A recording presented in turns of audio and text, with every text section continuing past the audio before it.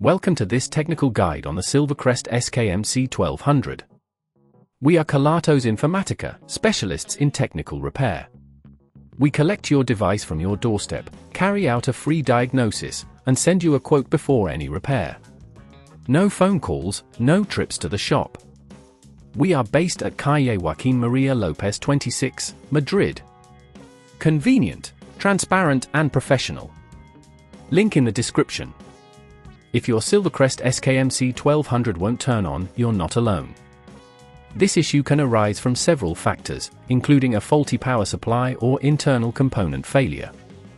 If not addressed promptly, this problem could lead to further damage, making repairs even more complicated and expensive. Today, we'll guide you through the repair process step by step. For this repair, you will need a Phillips screwdriver, a flathead screwdriver, a multimeter, and a replacement power supply or faulty component. Start by ensuring your device is unplugged for safety. Carefully flip the Silvercrest SKMC 1200 upside down and locate the screws securing the back cover. Using the Phillips screwdriver, remove these screws, but take care not to strip them.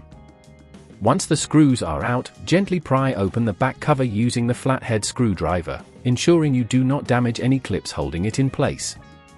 As you remove the cover, be cautious of any cables that may be attached to it. With the back cover removed, you should now have access to the internal components. Check for any obvious signs of damage, such as burnt areas or loose connections. The most common culprit for a device not turning on is a faulty power supply. Use your multimeter to test the power connections for continuity. If you identify the power supply as the issue, carefully disconnect it from the main board. Make sure to note how the cables are connected so you can replace it correctly. When removing the power supply, be gentle and avoid pulling on any nearby components. If you feel it's too tricky, remember that at Kelatos we collect your device from your door and return it fully repaired. Once you have the new power supply, connect it exactly as the old one was, ensuring all cables are secured properly. After everything is reconnected, carefully replace the back cover, ensuring all clips are aligned and screws are tightened without over-tightening. Plug the device in and try turning it on. If it powers up successfully, congratulations! You have completed the repair. To avoid this issue in the future, ensure your device is used in a clean, dry environment and avoid overloading it with power-hungry accessories.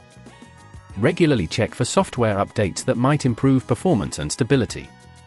If you'd rather not risk damaging your device, at Kelatos we collect, repair and deliver back to your door anywhere in the UK.